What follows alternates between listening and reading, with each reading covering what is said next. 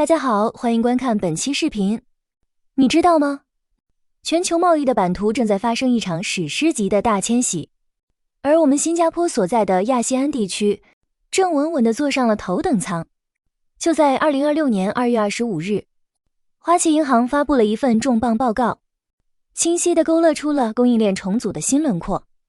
简单来说，全世界的工厂都在往东南亚搬。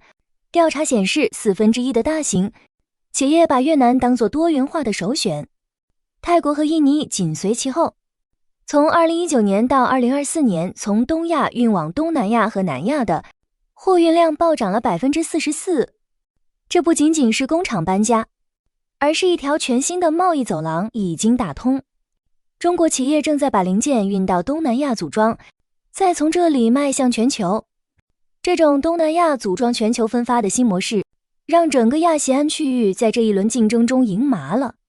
很多人会担心工厂都去了越南和泰国，那新加坡会被边缘化吗？恰恰相反，新加坡在这场浪潮中反而找到了更赚钱的门路。虽然现在工厂的首选地是越南或者泰国，但新加坡的角色却变得更加无可替代，那就是贸易大脑。当成千上万的跨国公司和中国企业涌入东南亚设厂，他们最需要的是什么？是财资管理，是法律支持，是供应链金融。而这些正是新加坡的拿手好戏。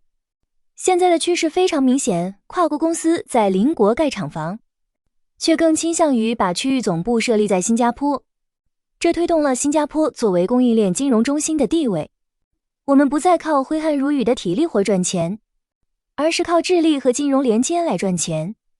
这种总部经济不仅吸引了全球的精英人才，更让新加坡在这一轮供应链重塑中稳稳地站在了价值链的最顶端。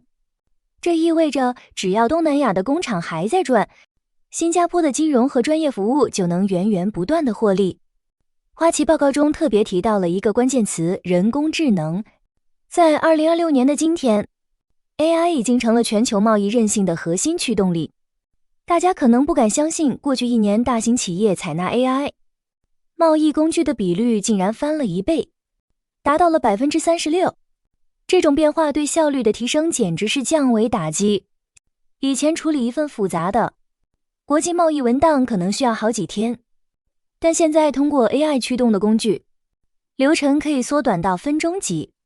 这解释了为什么在全球关税波动、地缘政治不稳定的情况下，75%的供应商仍然觉得很有韧性，因为数码化工具极大地降低了运营成本。新加坡作为数码化枢纽，结合我们2026预算案对 AI 的强力支持，正迅速成为贸易 AI 算法的研发与测试中心。我们用算力代替了人力，用区块链自动结算消除了时间差风险。这种技术的领先，让我们在连接全球贸易时，比任何竞争对手都更高效、更安全。2026预算案中提到的新格局已经非常清晰，世界不再是扁平的，而是模块化的。对于本地受众来说，这释放了非常明确的职业信号。未来的高薪宠儿，一定是那些懂供应链管理、懂贸易融资，且能熟练运用 AI 工具的跨界人才。如果你是中小企业主，现在的中企向南洋和美企多元化浪潮，就是你最大的客户池。提供专业的法律咨询和落地支撑服务，将是未来5年的黄金赛道。我们要明白，尽管全球地缘政治带来不确定性，但只要新加坡能牢牢掌握算力和连接力这2张王牌，我们就能在变局中持续获利。这不再是拼规模的时代，而是拼智慧和速度的时代。新加坡人只要站在这个风口上，就能在供应链的大迁徙中分到最丰厚的那块蛋糕。亚细安的崛起是不可阻挡的历史进程，而新加坡则是这个进程中的总调度室。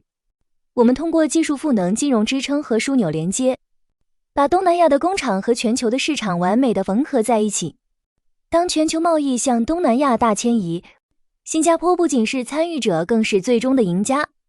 看完这份花旗报告的深度解析，你认为在 AI 时代，新加坡这种大脑型经济会不会面临被其他数字化城市取代的风险？作为职场人，你准备好学习 AI 贸易工具来迎接这一波红利了吗？欢迎在评论区留下你的真知灼见，我们一起探讨师承的财富未来。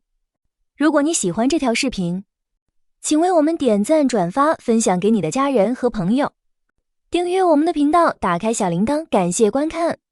我们下期视频再见。